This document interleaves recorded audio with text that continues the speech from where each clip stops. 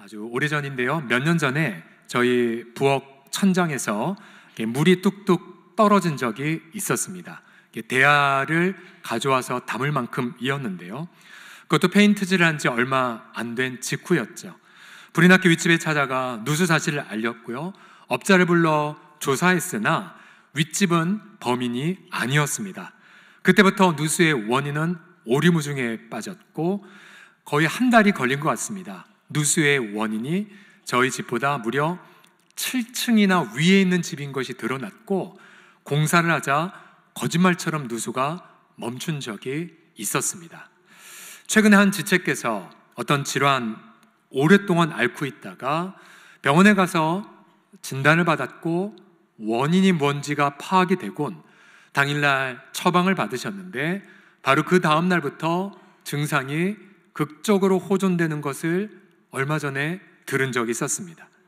여러분, 제가 왜 이 이야기를 드리냐면요, 세상을 보시게 되면 정말 고통스러운 많은 일들을 우리는 마주대야 하게 됩니다. 재앙이나 재해, 그리고 전염병이나 또 불의와 학대, 불평등을 우리가 많이 겪게 되죠. 과연 이 세상의 복잡한 문제들의 원인이 과연 무엇일까요?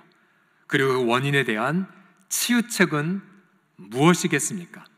우리가 내일부터 읽게 될 이 전도서는요, 바로 솔로몬 왕의 그러한 기록인데요.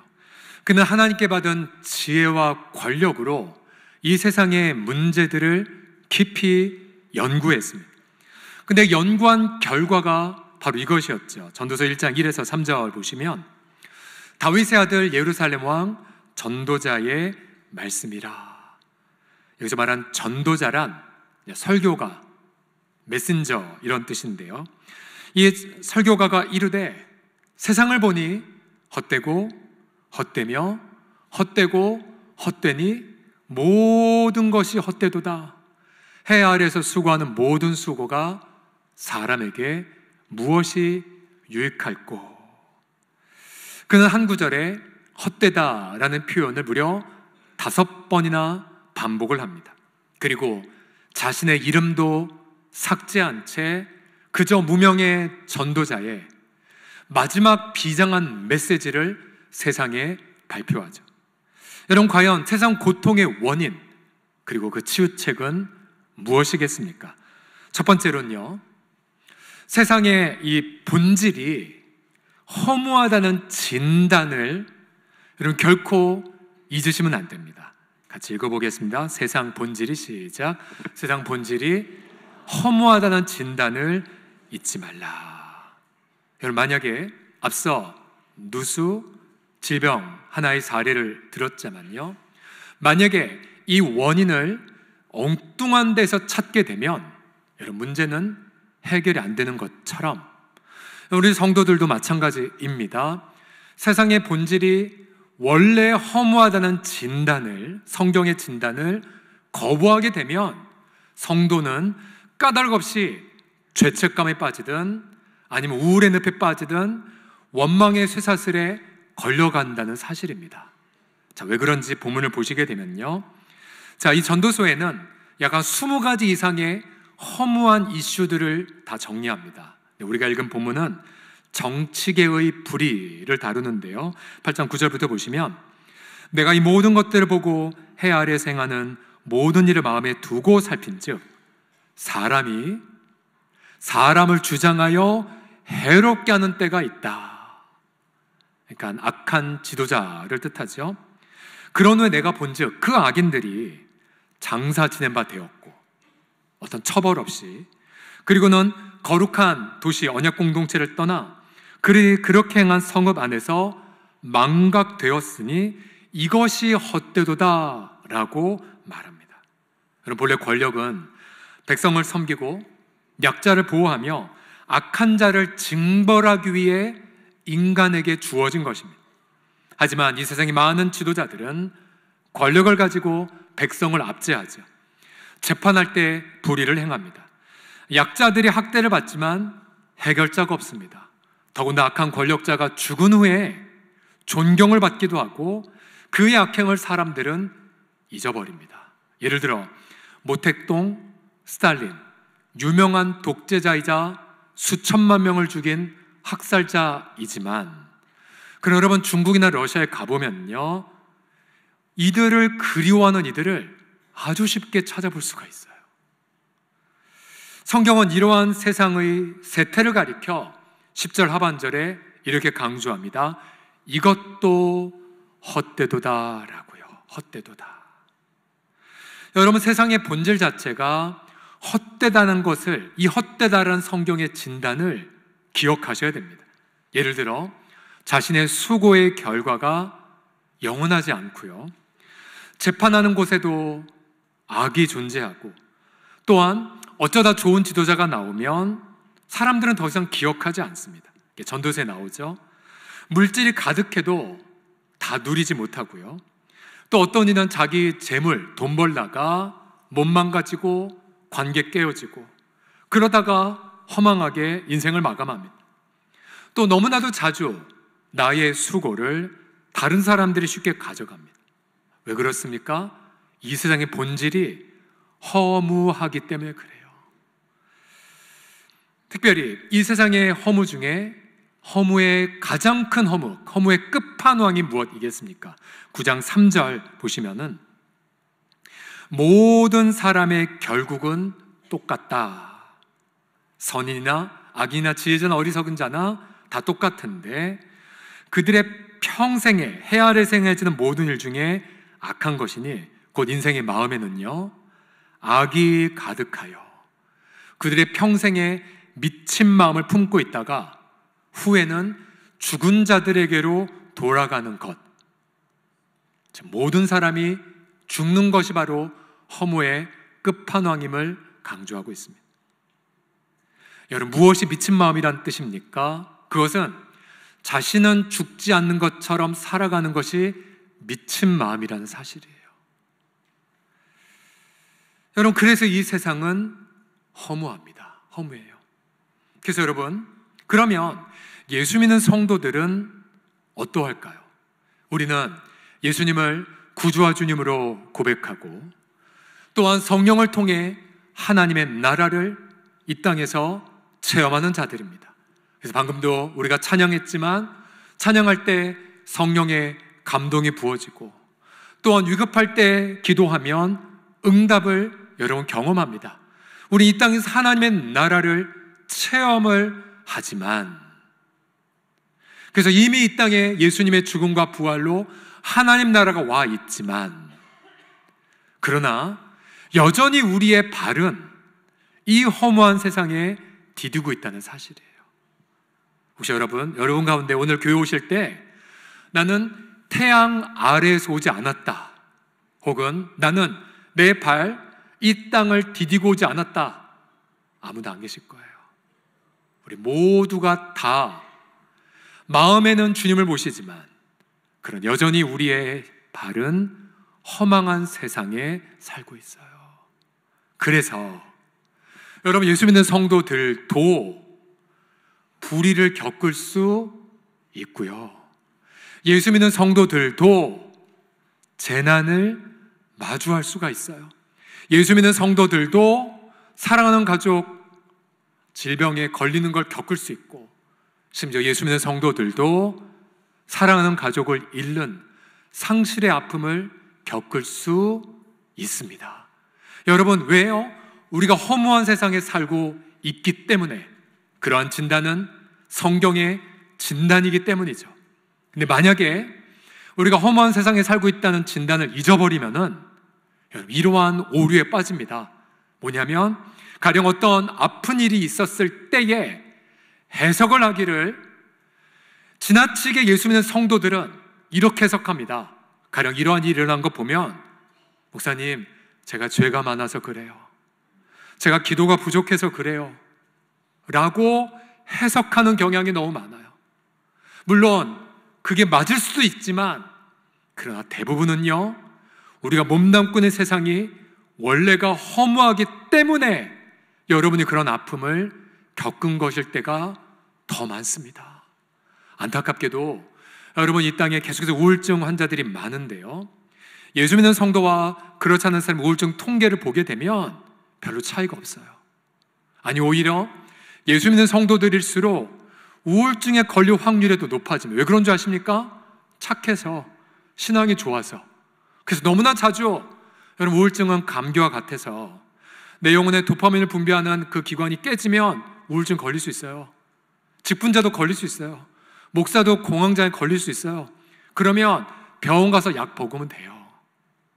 그런데 지나치게 내 죄라고 생각한 나머지, 믿음이 없어 생각한 나머지 이 세상이 허무하다는 성경의 진단을 듣지 않고 자꾸만 내 탓을 합니다. 그럼 자꾸만 침체에 빠지는 거죠. 여러분 로마서 8장 20절 22절을 보시게 되면 사랑방 공동체에서 깊이 읽어보시고 느낀 점과 깨달은 점을 나눠보십시오.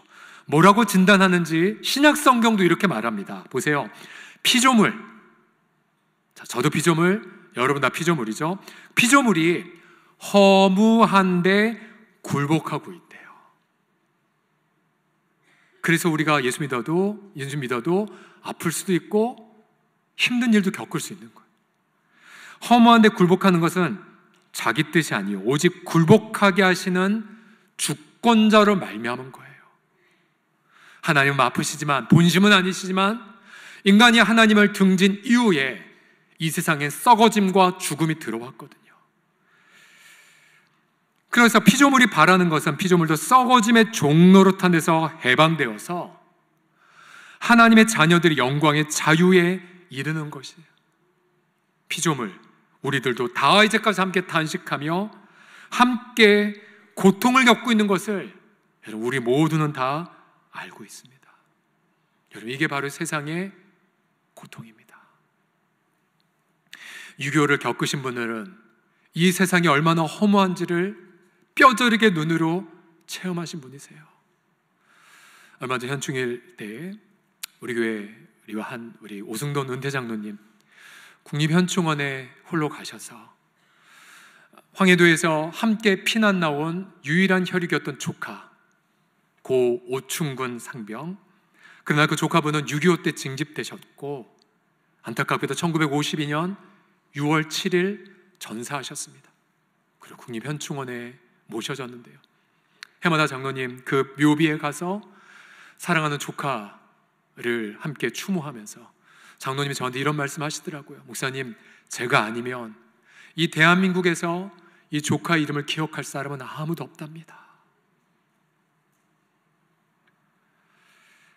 여러분 이것이 바로 이 세상의 허무의 본질이에요. 그러면 사랑하는 가족이 아프거나 또 갑자기 상실의 아픔을 겪을 때에 그때 여러분 기도하셔야 돼요. 성령님, 이것이 내 죄 때문입니까?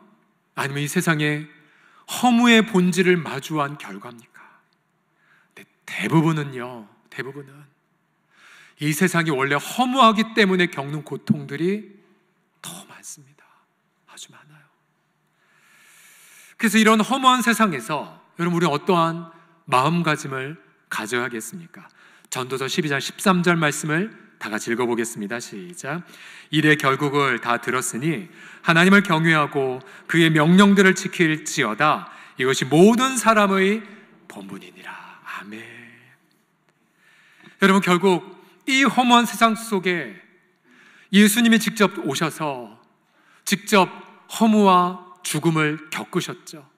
그리고 그분을 통해, 그분의 부활을 통해 하나님 나라가 이 땅에 들어왔습니다. 결국 우리가 할 일이 무엇이겠습니까? 허무한 세상을 마주대할 할 때마다 하나님, 제가 더욱더 하나님을 경외하게 하여 주시옵소서 라고 주님을 자꾸만 바라보셔야만 합니다. 그럼 그만 고개 숙이시고 또 그만 자책에 빠지지 마시고 세상의 허무의 본질을 진단받은 대로 잘 파악하셔서 오직 하나님을 경외하시는 우리 모두가 되시기를 예수님의 이름으로 축복합니다. 우리 옆 사람 몸 이렇게 고백하겠습니다.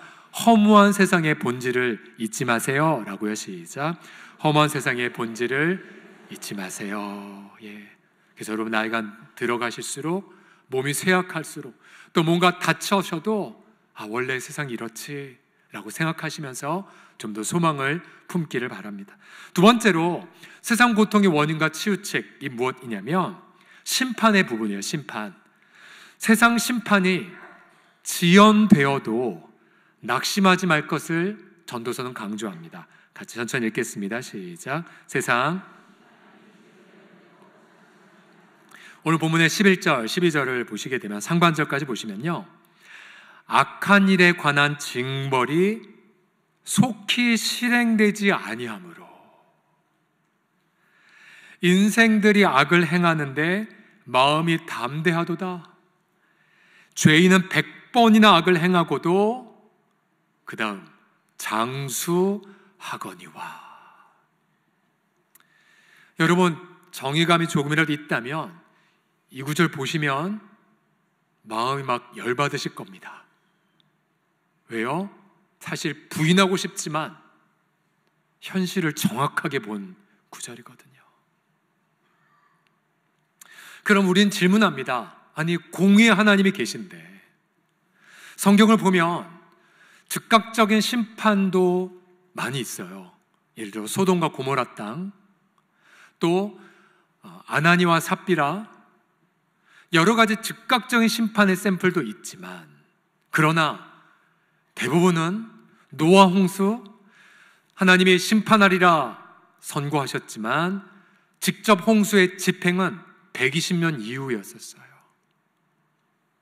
또 지금 이 시대 공의 하나님이 내가 이 세상을 심판하리라 말씀하셨지만, 주 예수님이 내가 속히 오리라 말씀하신 게 2000년이 지났지만 여전히 공의의 심판은 지연되는 것처럼 보입니다. 그럼 왜 악한 일에 대한 징벌이 속히 실행되지 않을까요?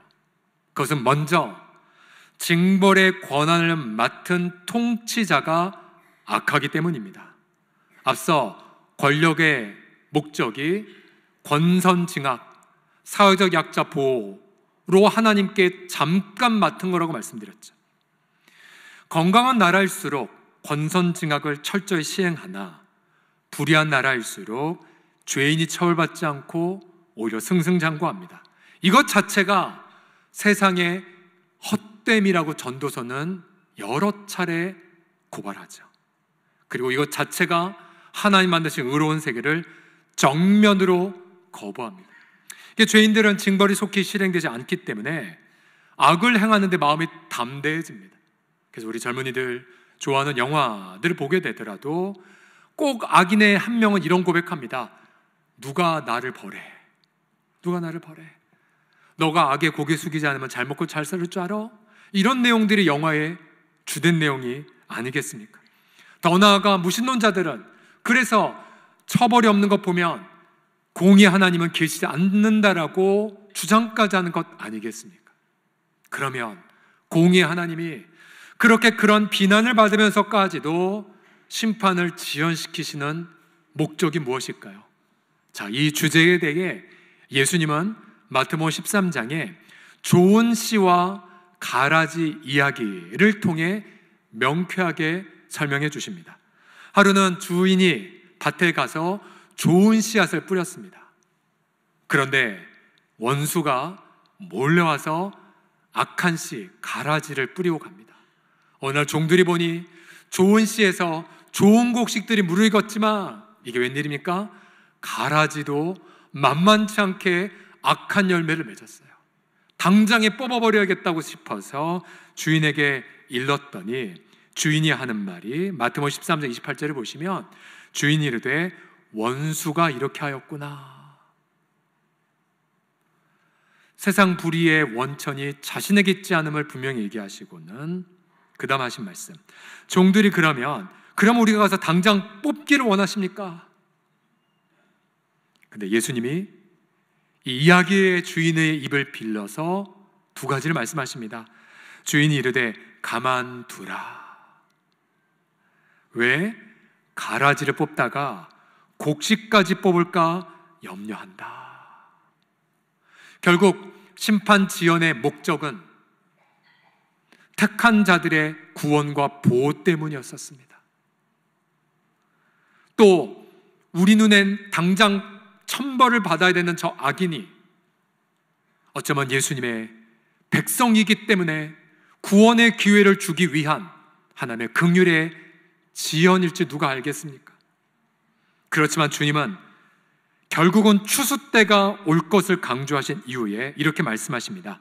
둘 다 추수 때까지 함께 자라게 두라. 추수 때에 내가 추수꾼들에게 말하기를 가라지는 먼저 거두어 불사르게 단으로 묶고 곡식을 모아 내 곡간에 넣으라 하리라. 그러니까 반드시 심판의 때가 오고 그때에 악인들이 먼저 불에 태워질 것을 그것도 말씀하셨어요.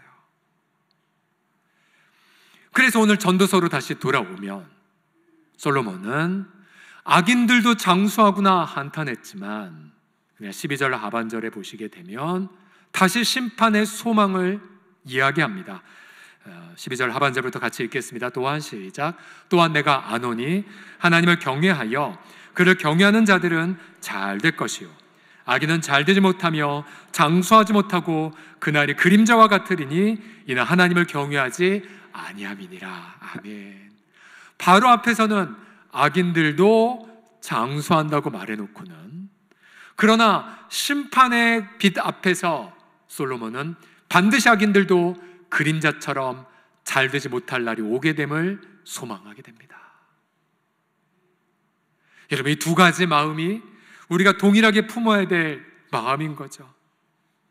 결국 우리는 공의의 심판이 지연되는 것처럼 보여도 하나님이 결국 택한 자들을 위해 지금 심판을 지연시키고 있다는 것, 결국 지금 공의 하나님이 계시지 않는 것이 아니라 모든 사람들이 다 회개하여 구원받기를 원하시는 하나님의 눈물의 지연이란 사실을 결코 잊으셔서는 안 됩니다. 또 한 가지 이런 질문하게 되죠. 그러면 공의의 심판이 지연된다는 것은 하나님의 통치마저도 사라진다는 것입니까? 그런데 잠언 16장 4절은 악한 자조차도 하나님의 주권 앞에 쓰임받을 뿐이라고 선포합니다. 굉장히 중요한 구절인데 같이 읽겠습니다. 시작. 여호와께서 온갖 것을 악인도 악한 날에 적당하게 하셨느니라. 이게 무슨 말이냐면 악은 전능하지 않아요. 하나님의 주권만 전능하십니다. 악은 영원하지 않습니다. 오직 하나님만 지금도 통치하실 뿐입니다. 예를 들어서 제가 지난주 토요일 날 우리 교회 한 교육전도사님의 결혼식 축도를 하러 갔는데요. 그 전도사님은 어린 시절에 가정에 큰 아픔이 있었어요. 그래서 청소년 시절 집에 살 수가 없었어요.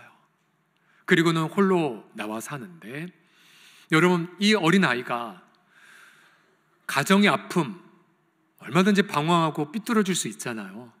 그런데 그날 주례하셨던 목사님, 그 목사님은 대전에서 작은 교회를 섬기시는 목사님이신데요, 성도는 그저 주일날 다 모여봤자 50명밖에 안 되는 작은 교회이지만, 그렇지만 그 목사님은 해마다 여름마다 미자립교회 청소년들을 다 모아서 수련회를 섬기는 사역을 자신과 교회의 사명으로 하던 귀한 목사님이셨습니다. 벌써 15년이 되셨대요. 근데 그 목사님이 이 밖에 나와 있는 이 청소년을 만나셨고, 그리고는 그때부터 밥 먹이고 깨우고 훈련시키고 그리고 사역자로 삼으셨고, 그래서 그 교회에서 청소년 때부터 시작해서 청소년 사역자가 될 때까지 아들처럼 키우셨던 거예요. 주를 앞두고 그 목사님 감개무량한 표정으로 얼마나 감사한지 모르겠다고, 저를 귀한 사역자가 되었으니 하면서 굉장히 표정을 지으시는데요, 바로 그거였어요. 그거. 이 세상에 불의가 가득하다 할지라도 하나님의 주권적인 다스림을 막을 수 있는 악은 하나도 없습니다. 결정적인 현장이 바로 십자가이지 않습니까? 사탄이 모든 권력과 지혜를 총동원해 하나님의 아들을 죽이려고 했죠. 그리고 마침내 사탄의 꾀는 성공한 듯 보입니다. 그러나 성경은 뭐라고 강조합니까? 하나님이 그것도 미리 아셔서 내 주신 바 되었고, 그 결과 하나님은 영원한 속죄를 그 아들의 죽음을 통해서 완성하시게 됩니다. 여러분 믿으십니까? 여러분 믿으십니까? 이것이 바로 악은 결코 전능하신 하나님의 주권을 거스를 수 없다는 샘플이 되죠. 우리가 지난 70여 년간 이 분단 상태에서 여러분 전 세계의 유일한 분단 국가의 아픔과 고통, 이걸 무엇으로 다 맞바꿀 수 있겠습니까? 한 민족이 함께 조금만 올라가면 교제할 수 있는 그 현장, 고향도 가지 못한 채 서로 총뿌리를 겨누니 아픔의 비극, 여러분 이보다 더한 잔혹한 허무의 역사는 어디 있겠습니까? 그러나 하나님의 전능한 주권은 제한되지 않으셨어요.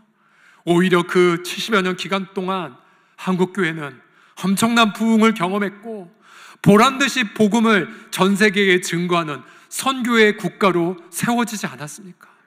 또한 지금도 저 부엌안의 지하교회 성도들은 숨을 죽이며 침묵하며 주기도문을 전수하면서 복음을 증거하고, 아마 우리는 지금 알지 못하지만 개방되게 되면 우리도 아마 깜짝 놀랄 일들이 북한 지하교회 현장 가운데에 가득하게 될 것입니다. 여러분 결국 악이 가득하다 할지라도 우리 이런 기도하셔야 됩니다. 하나님, 제 눈을 열어주셔서 하나님의 그 전능하신 주권의 통치를 발견하게 하여 주시옵소서.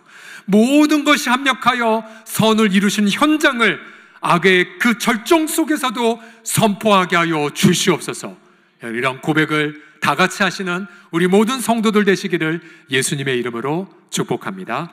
마지막으로 세상 고통의 원인과 치유책은 무엇입니까? 최후 보상이 기다리고 있음을 소망하셔야 됩니다. 같이 읽겠습니다. 최후 보상 시작.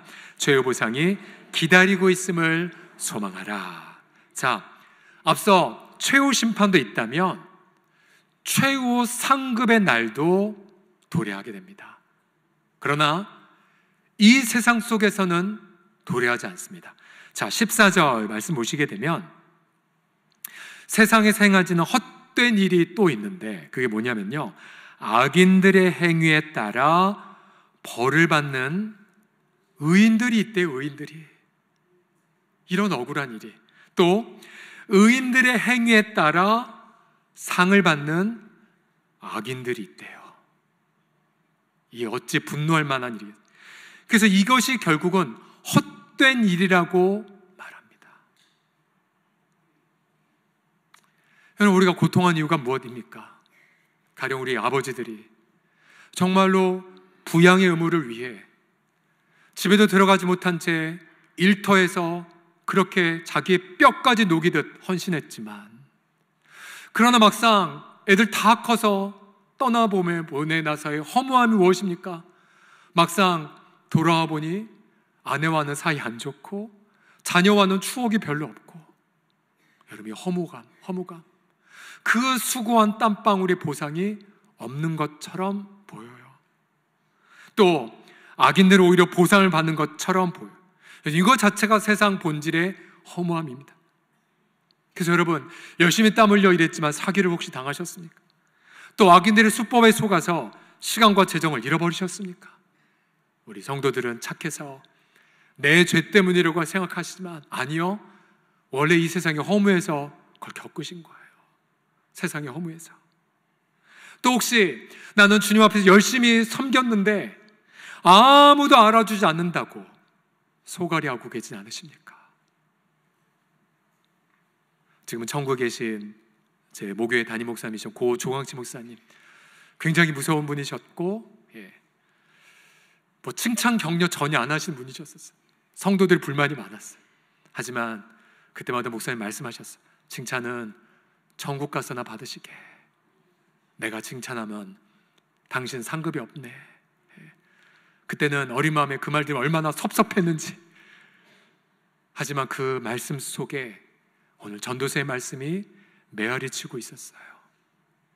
여러분, 최후 보상의 날은 이 땅에 없어요. 우리 교회도 마찬가지입니다. 우리가 보기에 교회의 모든 성도들 천사처럼 보이지만, 그러나 여전히 우리의 타락한 본질은 이 세상 속에 있습니다. 상처를 줄 수도 있고요, 알아주지 않을 때도 있어요. 판단할 수도 있고, 끼리끼리 살아 새로운 가족들이 교회 정착을 방해할 수도 있어요. 하지만 그럼에도 불구하고 우리는 하나님 앞에 어떠한 태도를 가져야 됩니까? 오늘 전도서 12장 14절 말씀을 다 같이 읽겠습니다. 시작. 하나님은 모든 행위와 모든 은밀한 일을 선악간에 심판하시리라. 보세요. 악도 심판하시지만 중간에 딱 한 단어 있죠. 선도 알아주십니다. 그 날이 올 것입니다. 그 날이. 여러분, 지난 주일 오후 예배 때에 우리 방잉호 사모님 오셔서 말씀을 증거하셨어요. 방잉호 사모님은 우리 근소 원로 목사님 시절 1990년대에 그렇게 섬기셨던 부목사님의 사모님이셨습니다. 하지만 사모님은 큰 시련 연거푸 겪으셨어요. 남편 목사님께서 고손천 목사님이 일산의 어느 교회 담임으로 부임하셨는데, 그래서 열심히 대신방하고 섬기는 14일째에 그만 자신의 사랑한 둘째 아들이 사고로 천국에 가버렸습니다. 사모님은 사랑한 아들을 잃자 이런 심경이셨대요. 아침에 해가 떴지만 무의미하게 보이고, 밤에 별이 떴지만 야속하게 느껴졌대요. 그러면 이 사모님과 목사님 무슨 죄 때문입니까? 아니에요. 앞서 우리 들었잖아요. 세상의 본질이 허무한 그것을 겪은 것이었었던 거죠. 근데 사모님과 목사님은 그 속에서 뭘 깨달았냐면, 한 영혼이 천국 갔는데 이렇게 마음이 허망하다면 정말 한 영혼이 온천보다 귀한 것이 맞다라는 걸 깨달으셨고, 그래서 오히려 더 두 분은 성도들 한 명 한 명을 존귀하게 여기며 행복하게 그렇게 섬기셨다고 합니다. 하지만 담임 목회 18년 이후에 남편 목사님께서도 무슨 질병이나 병 있는 건 아니셨는데 어느 날 심장마비로 갑자기 천국에 가셨습니다. 사모님이 이렇게 고백하셨어요. 남들 보기에 저주받은 인생이라고 생각했을 거라고. 그렇잖아요, 우리도요. 앞서 전도서에 세상 본질이 허무하다는 진단을 우리가 까먹어버린 채 엉뚱하게 진단해서 뭔가 죄가 있을 거야, 뭔가 있을 거야 라고 자꾸만 생각하는 게 인간의 어리석음 아닙니까? 사모님이 고백을 하셨어요. 그 불같은 시험보다 더 뜨거운 하나님의 은혜와 하나님의 사명이 자신의 인생을 기다리고 있음을 그때는 몰랐다고요. 사모님은 틈틈이 상담을 공부하셨고 상담을 하셨고요, 매일 새벽 말씀 묵상하셨다고 합니다. 그리고 가정 예배를 우직하게 들으셨고, 또 큰딸이 자기 마음대로 자라기에 엄마로서 전문적 의사소통을 배우기 위해 코칭도 배우셨고 의사소통법부터 배웠다고 합니다. 근데 막상 남편이 하늘나라 가자 눈앞이 캄캄했고 어떻게 살아야 될지 몰랐을 그때에 상담의 의뢰가 왔고요, 그리고 교육에 강의해달라는 요청이 오기 시작했답니다. 그러면서 많이 슬프고 힘드셨지만 복음의 장애물이 되지 않기 위해 인내하셨고, 그렇게 9년이 지나다 어느덧 부모가 변화되어야 자녀가 변화된다는 걸 깨달으셨고, 하나님의 강권한 인도하심 속에 부모 학교의 새 학기의 커리큘럼을 만들게 되셨습니다. 그리고 5년 전에 부모 면허란 책을 써서 한국교회에 제출하게 되셨죠. 결국 우리가 사모님의 인생을 들으면서 이제 70이 다 되셨더라고요. 근데 사모님 인생을 들으면서 누구보다도 허무한 세상의 아픔을 겪으셨지만, 그러나 누구보다도 더 많이 하나님의 강렬한 은혜와 사랑을 경험한 사례를 보고 우리가 지난 주일 오후 예배 얼마나 많은 은혜를 받았는지 모릅니다. 우리는 다음 주일 임직자 1차 선거를 마주대하게 됩니다. 앞서 우리 서기장님 말씀하신 것처럼 후보자들 이미 제자훈련, 그리고 중보기도, 사랑법 목양 등의 우리 당회가 제시한 기준을 이미 통과하신 분들입니다. 근데 교회 직분자들을 왜 선출해야 될까요? 저는 전도서 말씀을 묵상하면서 이것을 깨달았어요. 왜냐하면 이 세상이 너무 허무하기 때문입니다. 많은 이들이 허무 속에 고통하기 때문이죠. 교회 직분자들은 이 허무한 세상을 위로하는 이들로 부름받은 자들입니다.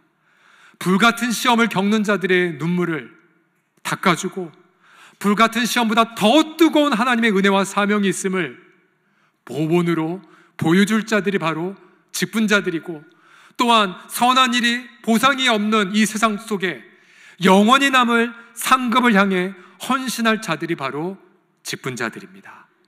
여러분, 해 아래에서의 모든 수고는 허무하지만 주님이 다시 오시는 날 해는 어두워지고 빛을 잃겠지만 대신에 주 하나님은 강렬하게 우리를 치니 태양 대신에 우리를 비추셔서 우리의 모든 눈에서 눈물을 닦아주실 것입니다. 우리의 모든 수고를 되갚아 주실 것입니다. 그리고 마태복음 13장의 말씀처럼 의인들은 아버지의 나라에서 해처럼 영원히 빛나게 되실 것입니다. 그 날을 바라보시면서 소망 중에 승리하시는 우리 모두가 되시기를 예수님의 이름으로 간절히 축복합니다. 우리 하나님 앞에 영광의 박수 올려드립시다. 네.